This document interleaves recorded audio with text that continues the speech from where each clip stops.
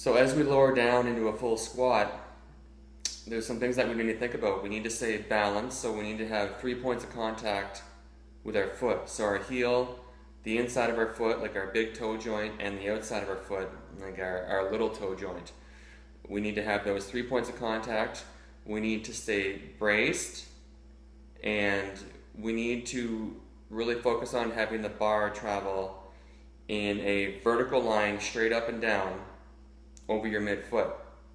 Because if we deviate from that midfoot, it's going to throw off our balance. So if the bar is traveling behind our midfoot, we're going to push more with our heels, and our toes are going to get light. We're going to be able to wiggle our toes. We're going to lose contact. And the opposite is true. So if the bar is traveling too far forward over our midfoot, so if the bar is traveling up and down over our toes, we're going to be toe heavy, and our heels are going to, you're going to see some daylight in between the floor and your heels.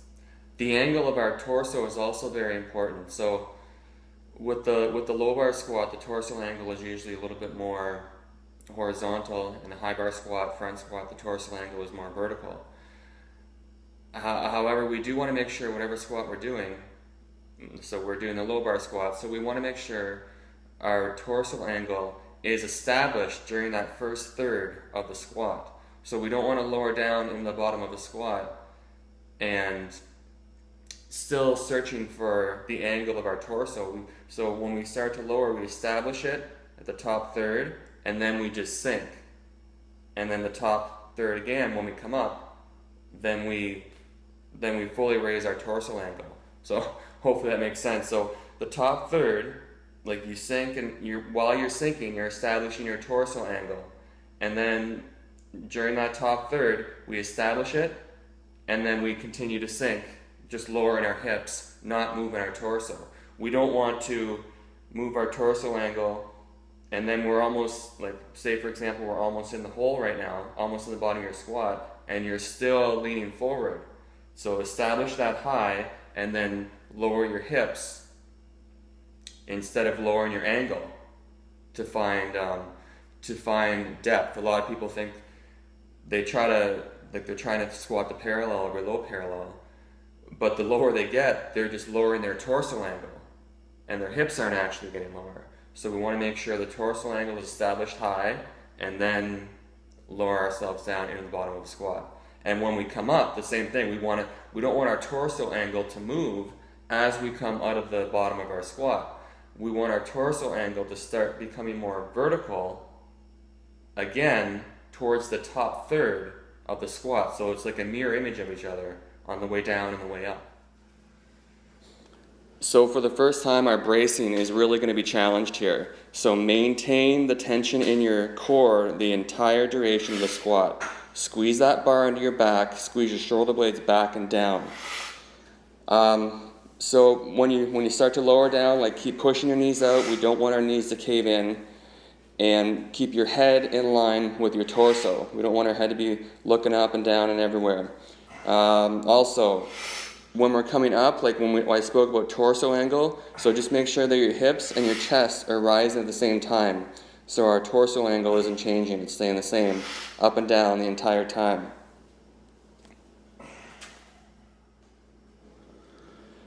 Doing a tempo squat will really help you focus and learn how the position feels when you're in the bottom of a squat.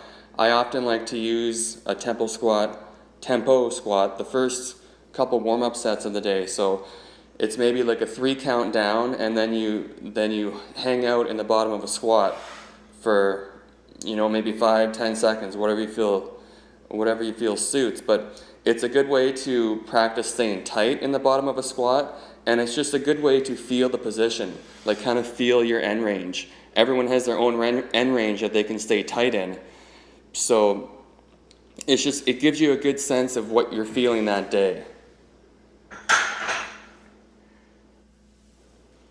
So at the top of the rep, really focus on squeezing your butt and locking out your hips and your knees. So now we can breathe, but make sure you're breathing without losing your tension. So don't blow off all the tension you've created. And early on, like doing singles will likely make you feel fairly fatigued. Like this is a lot going on. It's like bracing properly and squatting. It's very tiring. So just doing one rep and re-racking the weight is completely fine. And in fact, I kind of like when beginners do that, because it gives them a lot more practice getting set up and feeling the proper start position. So just don't sweat it if you only can do one rep and that's it. That's fine. So when you are ready to re-rack the bar, just focus on driving the bar into the uprights instead of looking for the J hooks. So here I'm going to show you an example of what happens when people start aiming for the J hooks. They'll look left, look right, they'll look right again maybe, or look left again.